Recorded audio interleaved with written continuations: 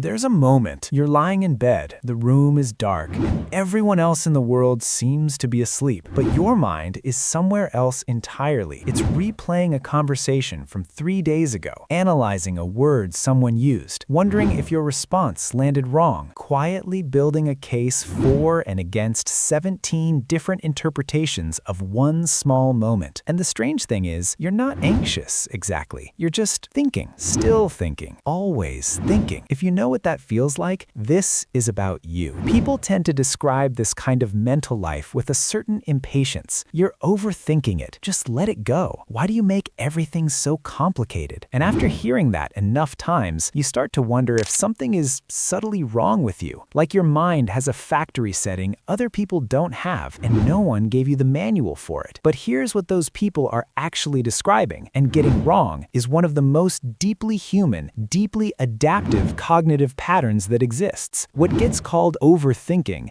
is rarely what it appears to be on the surface, and it's almost never what the person experiencing it actually needs to hear about. What we're really talking about is a mind that was built to process more, not broken, built differently. Psychologists have a term that edges close to this experience. It's called cognitive elaboration, and it refers to the brain's tendency to expand information rather than compress it. Where some people receive a piece of data and file it, others receive the same piece of data and immediately begin examining it from multiple angles, testing its edges, looking for what it connects to and what it might predict. Research from cognitive neuroscience has consistently shown that some brains have a more active default mode network, the part of the brain responsible for self-referential thinking, mental simulation, and reflection. This network doesn't quiet down during rest the way it does in others. It keeps running. It keeps finding threads worth pulling. For a long time, science treated this as noise.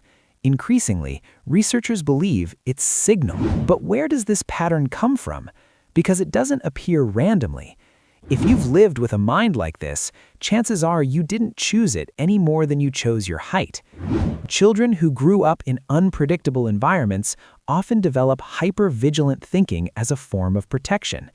If a home was emotionally inconsistent, if approval felt conditional, or conflict appeared without warning, the mind learned to scan constantly. To children who were rewarded for being perceptive, for noticing things others missed, for asking the right questions, they learned that depth of thought was valuable, that seeing more carefully was worth it. The brain shaped itself around that reward. It kept refining the skill. Neither of these is a trauma diagnosis. Neither of these is a deficit. They are adaptations, ways a nervous system learned to function well inside a specific kind of world. And it's worth saying plainly, this way of being is not superior to other ways. A mind that processes quickly and moves on is not shallow.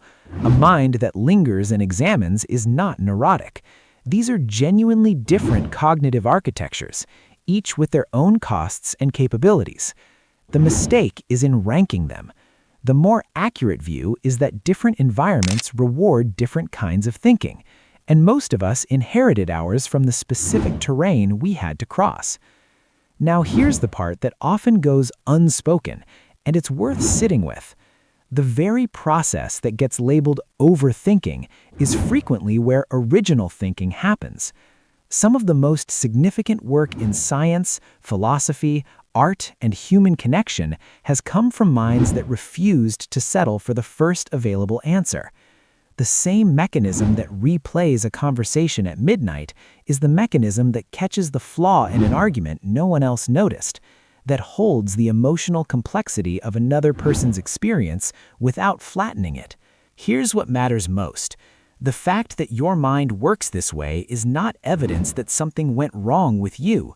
It is evidence that your mind took the specific inputs it was given and developed a coherent, functional, often remarkably sophisticated response to them. The thinking that keeps you up at night is the same thinking that allows you to understand people with unusual depth, to hold nuance when others reach for simplicity, to notice the thing in a room that everyone else walks past. That's not a flaw wearing a disguise. That's just what it looks like from the inside.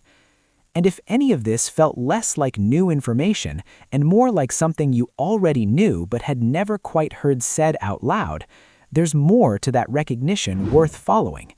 The way a mind like yours processes emotion, relationships, and uncertainty tells a larger story, one that most conversations about this never quite reach.